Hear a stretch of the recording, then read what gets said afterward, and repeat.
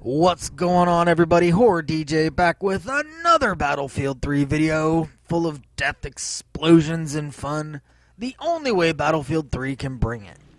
Today I'm bringing you a little bit of Conquest on, well, I don't even know what map this is at this point.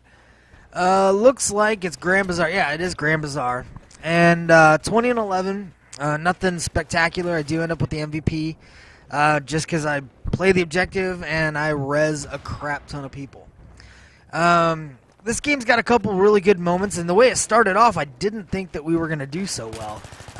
The other team was pushing really hard at the beginning, and a lot of times, you know, I think it was just myself and one other friend in the game, and as you can see, we're both running the same squad perk, so I do eventually change it.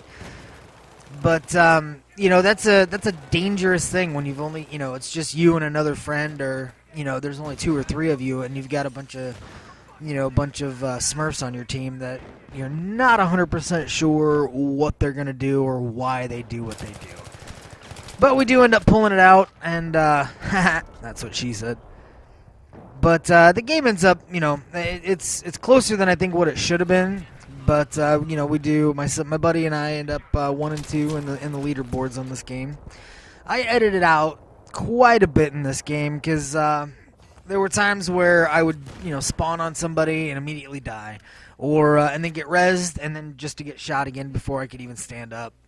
So there's quite a bit cut out. There's quite a bit of this where I would spawn in and just res a couple people, and then, you know, I'd run around for 30-40 seconds and then get shot in the back. So I cut all that junk out of there.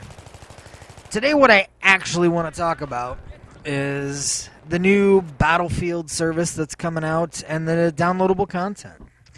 Now, a lot of people are worried that the new Battlefield service that's coming out, Battlefield Pro, is going to end up being a lot like Call of Duty Elite.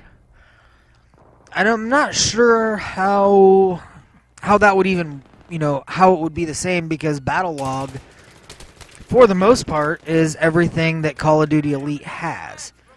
None of the stuff, none of like the extra really awesome, cool things that they were talking about with Call of Duty Elite even work. You know, squad game, or you know, clan matches, and none of that stuff actually works. So it's basically just going to be, you know, it basically what we already have with Battle Log. So I'm not sure where the comparisons on that are coming from. There's a lot of rumors and a lot of speculation, and almost every single YouTuber out there knows somebody at EA Dice, and you know, they know this about something, they know that about something, they've been told special things, and we're getting a lot of similar stories, but a lot of it, I don't know, it just doesn't seem to click. It doesn't seem like you know, it doesn't seem like it's all the same information. So whatever sources they're getting definitely aren't the same insider people. What I actually hope it ends up being is like a field pass or an all access pass. If it's one price and you can get all of the downloadable content that's coming out, you get all the new maps, you get all the new guns, you get all of the, you know, the cool little dog tags and camouflages and stuff. If you get all of that stuff for one price, I'll definitely be picking it up. That would be best case scenario.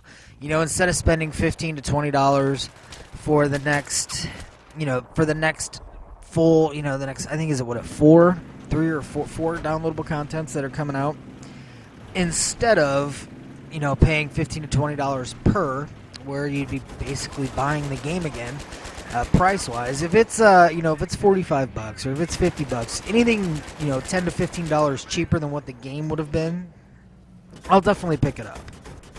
To me, I think worst case scenario would be if they decided to take Battle Log away, you know, make that the paid service, make that the premium service.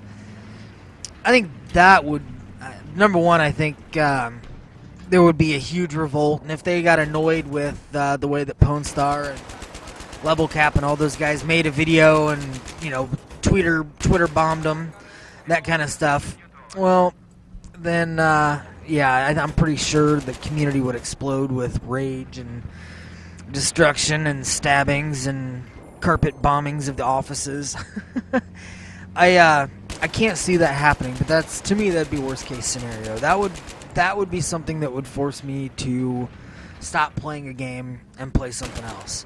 I'm not a huge stat whore, but I am a point whore, and it's always nice at the end of the match, to be able to jump onto Battle Log and take a look and see, if you increased or decreased, certain stats. Yeah, this right here pisses me off. The guy, I think he hits me with a bullet, and I'm dead.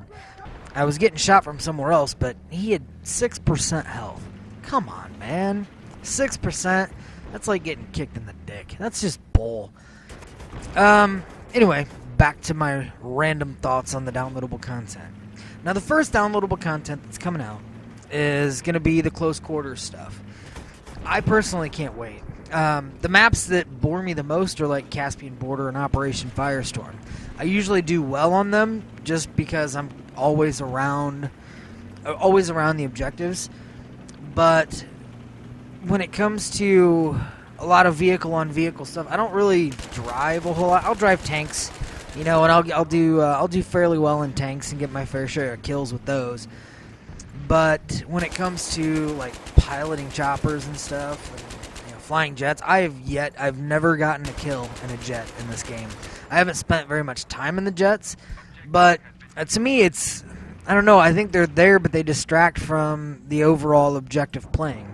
Now, there are some pilots out there that are awesome, and they can take out tanks, and they can take out infantry, and that's awesome. But at the same time, the jets are mostly there to fight each other and to try to take out the choppers. And the choppers, if you get a good chopper pilot for an attack chopper, you can turn around a game and dominate it. So obviously, I think those are worth it. But the jets are supposed to take out the choppers or take each other out.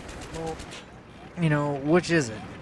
They're better suited to fight each other in the air, and yeah, they can take out a couple things in the ground and stuff, but I just don't see the point of them. And there's a couple guys in the 84th that I play with that fly quite a bit, and they're really good pilots, and they can do some amazing things that if I tried it, I'd end up exploding and then dying, and then the game would just say you lose because you suck so bad. But I stay away from that kind of stuff. It's not my game. It's not how I play. It's not how I like to play. This is right here what you're seeing, where there's just a bunch of people in corners and stacked hallways shooting at each other. It's the little movements to get out of the way that kind of can determine whether or not you live or die.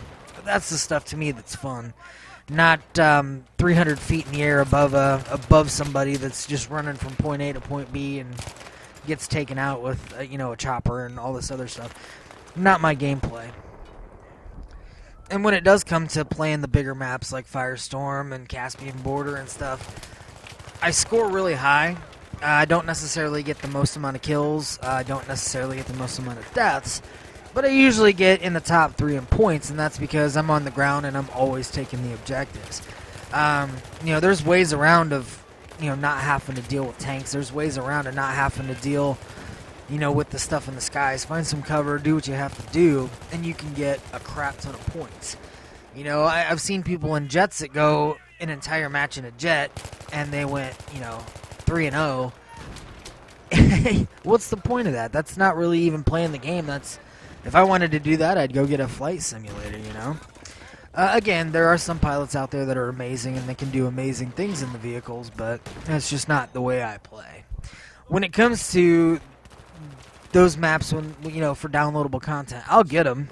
I'll still score well on them, just because, that's the type of game that I play. On the ground, I'll try to take out as many vehicles as I possibly can, and make the game interesting. But I don't know. I'm kind of rambling on in this one, but that's fine. I really do hope that the Battlefield Elite service is exactly what I described earlier. It's it's an all pass. You buy one thing, and you get all of the downloadable content. You get all of the vehicle or the maps You get all the weapons, you get all the camos and all that good stuff. That's what I hope it is. If it's anything else, I'll have to think about it and pick and choose which ones I download. You know, money's tight for everybody right now, especially, you know, with the way that the economy's going and gas prices keep going up and, you know, this, that, and the other thing. There's always something that's going to make everything more expensive. You know, that's just the way that the world is going. But, you know, so now I have to be a little bit smarter with my choices, with my purchases. And, you know, again, it would be worth it to me for an all-access pass. It would not be worth it to me if it's kind of like the Call of Duty Elite thing. This video is wrapping up. I think I got about a minute left or something. You know, what are your thoughts on the downloadable content? Leave a message at the bottom. I'll try to answer you. I usually answer everybody that comments on my videos. Again, thanks to everybody that watches. Again, I'm at getting anywhere from 75 to 100 views per video now. And hope to see you guys on the battlefield. Have a good one, guys.